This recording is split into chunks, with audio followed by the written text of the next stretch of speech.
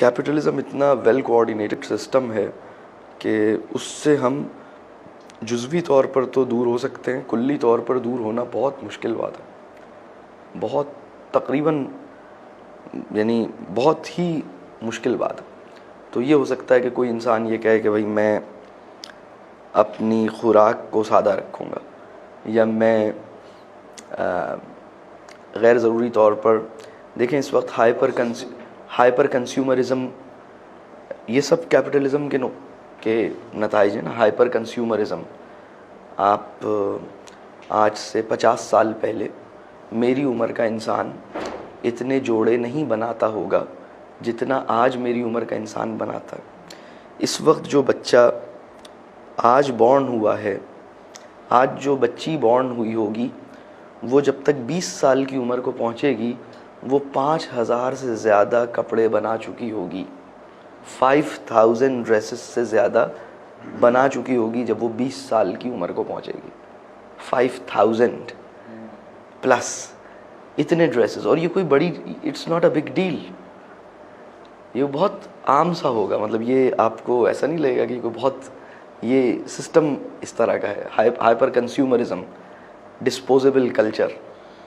अच्छा, आप आज से 50 साल पहले जब कोई लड़की बॉर्न हुई होगी तो वो अपनी 20 ईयर्स तक पहुँचते पहुँचते उसने 5000 कपड़े नहीं बनाए थे, उसने बहुत कम कपड़े बनाए थे। आपकी नानियाँ दादियाँ जो हैं, और दादियाँ नानी दादी की अम्मी जो हैं, यानी पर नानी पर दादी, आप उनके बारे में इंक्वायर करें तो आपको पता लगेगा कि वो सारे साल 2-3 जोड़ों में ही रहती नहीं।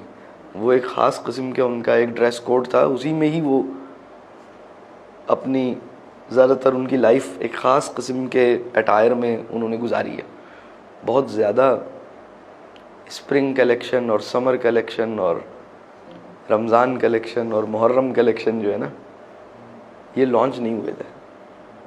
तो ये खाने में, पहनने में, रहने में, फिर तरीक़ा इलाज में, हमारा जो तरीक़ा इलाज है वो है जो सरमायादाराना निज़ाम ने प्रपोज़ किया है, यानी एलोपैथिक। तो आप सोचिए पिछले 8-10 हज़ार साल में बहुत सारे यानी सिस्टम्स, इलाज के बहुत सारे सिस्टम्स इंट्रोड्यूस हुए। उनमें जो सबसे ज़्यादा कंट्रोवर्शियल और सबसे ज़्यादा पेनफुल और सबसे ज़्यादा कह लीजिए जिसके अंदर पेशेंट का एक्सप्लॉइटेशन बहुत ज़्यादा होता है और कैपिटल जिसमें बहुत ज़्यादा इन्वॉल्व है, कैपिटल जिसमें बहुत ज़्यादा इंजेक्ट है, वो है एलोपैथी का तरीक़ा इलाज। आपको हिकमत के साथ, या यानी हिकमत मल्टी बिलियन डॉलर्स की इंडस्ट्री नहीं है, या आयुर्वेदिक मल्टी बिलियन डॉलर्स की इंडस्ट्री नहीं है, या herbal medicine multi billion dollars की इंडस्ट्री नहीं है, ये एलोपैथी है। इसी तरह उसका जो तरीक़ा तालीम है वो भी उसी का एक ख़ास, उसका प्रोपोज्ड फॉर्म ऑफ तरीक़ा तालीम है, उसका प्रोपोज्ड फॉर्म ऑफ तरीक़ा इलाज है, उसका proposed form of food system है, खाने पीने का निज़ाम, उसकी हाउसिंग का एक ख़ास मेकानिज़म है, उसके लिए शहर आबाद किए जाते हैं, शहरों को एक ख़ास अंदाज से बनाया जाता है, उसके लिए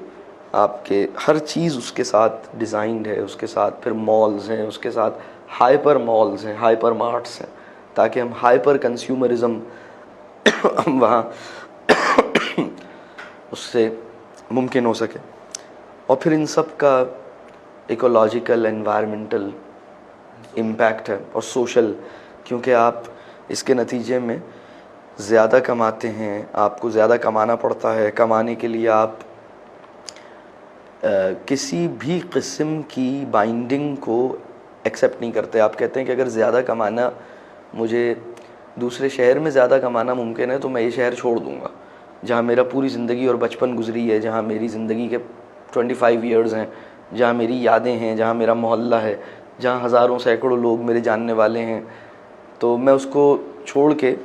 ज़्यादा कमाने के लिए दूसरा शहर या दूसरा मुल्क, जहाँ के मज़हब और ज़बान मेरी नहीं है, न ज़बान मेरी है, न लोग मेरे हैं, न रिश्तेदार हैं वहाँ, न जानने वाले हैं, मैं चला जाऊँगा।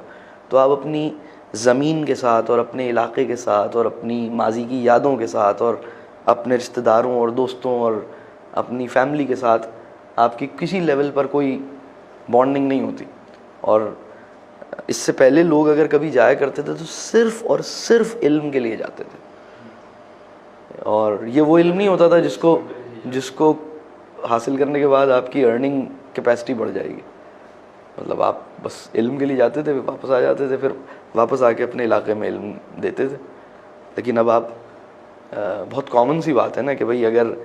अगर एक आम सा क्वेश्चन मैं आपसे करूं कि एक लड़का है, उसके अम्मा अब्बा 55 से 60 इयर्स के बीच में हैं, और उसकी वो इकलौता बेटा है, उसकी फिर एक बहन भी है, और वो उसको एक जॉब पाकिस्तान में मिल रही है जो कम की है, और उससे 5 टाइम्स ज़्यादा पैसों की जॉब जो है वो दम्माम में मिल रही है,